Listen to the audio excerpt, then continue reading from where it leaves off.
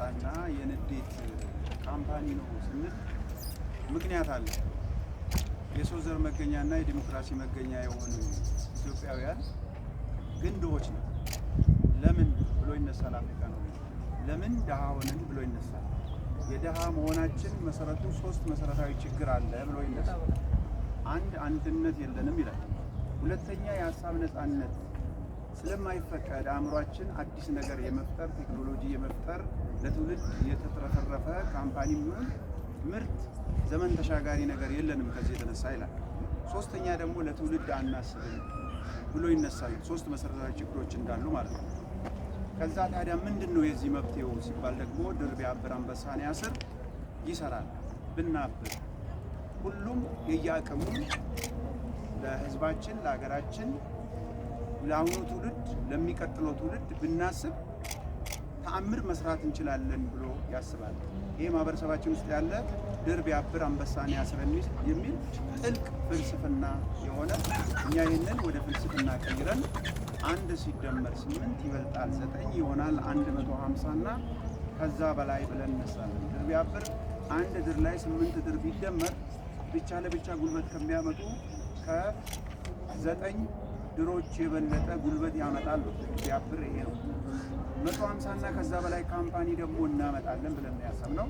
ከዛ ውስጥ እዚህ ቦታ ተክለ ሃይማኖት ሜዳ ጋራጅ አካባቢ ጥቁር አንበሳ ጋር ያለው 10,000 ካሬ ላይ ያረፈ 35 ፎቅ መሬት ውስጥ 4 ከመሬትና ከመሬት በላይ ደግሞ 35 ፎቅ ባለ 35 ፎቅ የሆነ 5 ፎቅ በአንድ ላይ በ15 ቢሊዮን ብር እየሰራን ነው የምንገኘው ማለት ነው። አሁን እዛ ሳይት ላይ እየሰራን በምንገኝ በእኛ ሳይት ላይ ነው ይሄንን የምንሰጠው።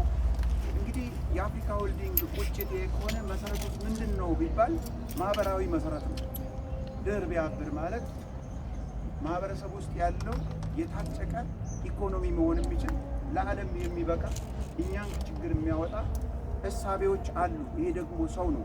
እያንዳንዱ ማህበረሰብ ውስጥ እያንዳንዱ ሰው ውስጥ ድር ሊዋጣ የሚችል አገርን ዓለምን የሚቀይር ማንነት አለ ብለን ነው የምንነሳው። ስለዚህ ሰው ተኮር ነን ማለት ነው። ማህበራዊ ካፒታል እንላለን። የገንዘብ ካፒታል ላይ ጉዳይ የለንም። ማህበራዊ ካፒታል ማለት በየማህበረሰቡ ያሉ ጠቃሚ የሆኑ እጅግ በጣም ዓለምን የሚያስደምም ጠቃሚ የሆነ ነገር አለ። ከዚህ ጀርባ ሰው ነው ያለው። ከዚህ ጀርባ ትውልድ ነው ያለው። ስለዚህ የአሁኑ ትውልድ ለሚቀጥለው ትውልድ የተትረፈረፈ ብልጽግና ማምጣት ይችላል ብለን የተነሳ ነው። ራዕያችን የተትረፈረፈ ብልጽግናን ለትውልድ ለማሸጋገር መፍጠር ብለን የተነሳ ነው። we aspire to create wealth for generation create መፍጠር አልተፈጠረም። ስለዚህ መንግስታችን የያዘውን እሳቤ መሰረት በማድረግ ተነስተናል ማለት ነው። ለዚህም ደግሞ ለዘንድሮ ለ2017 ኢፍጣር ካሁን በፊት ትልልቅ ሆቴሎች ሸራተን እና ሌሎች ላይ እናስፈጥር ነበረ። ዘንድሮ ደግሞ ሌሎችን እዛው ሳይታችን ላይ ለምን ማስፈጠሪያ አናደርግም ብለን ከወረዳው ጋር ከወረዳ 7 ልደታ ክፍለ ከተማ ማለት ነው ከአዲስ አበባ ማህበራዊ ትረስት ፈንድ ጋር ወረዳ 5 ይቅርታ እና ከሰልማ የበጎ አድራጎት ከሼህ መሐመድ ወጥቻ ስራ አስኪያጅ የሆኑ ተነጋግረን እዚህ ላይ እናደርግ ብለን የተነሳ ነው ማለት ነው። ስለዚህ ሁላችሁንም እንኳን አደረሳችሁ። ይሄ እንግዲህ በቂ ነው ብለን አይደለም። ይሄ በቂ አይደለም። ሰውን ዝም ብሎ እየቀለቡ ተረጂ እያረጉ መኖር አይደለም።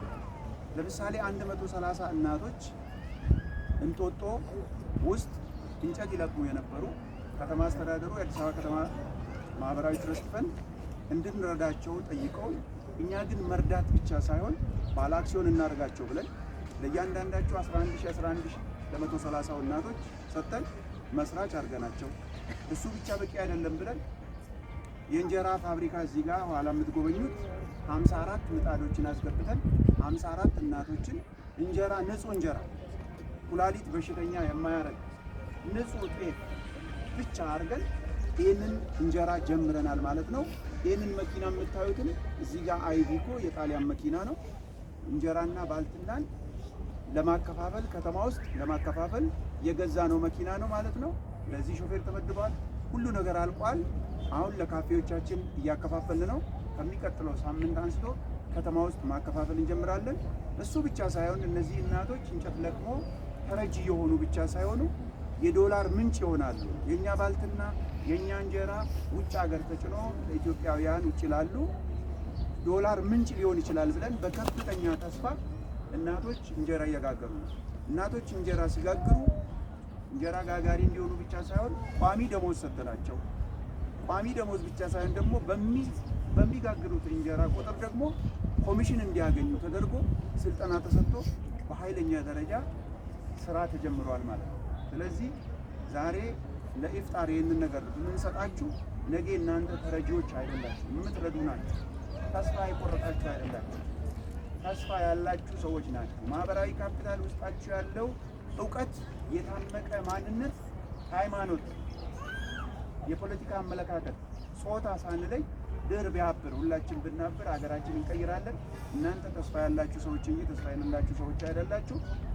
እናንተ ተስፋ የቆረጣችሁ ሳይሆኑ ነገ ተነገ ወዲያ ከዛሬ አንስተን ሪባን የምንቆርጥ ድል በድል የምንሆንበት የምንደሳሰትበት ጊዜ ይኖረናል ብለን ነው የምናስበው ማለት ነው። ስለዚህ ለሁላችሁም ኢድ ሙባረክ፣ እንኳን አደረሳችሁ ላለው ሀገር ውስጥም ላላችሁ ውጭ ሀገርም ላላችሁ የሙስሊም ማህበረሰቦች ወንድሞች እህቶችና አባት እናቶቻችን በሙሉ እንኳን አደረሳችሁ። ያስጀመራችሁ በሰላም ጾም ፍቺውን ያደርሳችሁ እላለሁ። አመሰግናለሁ።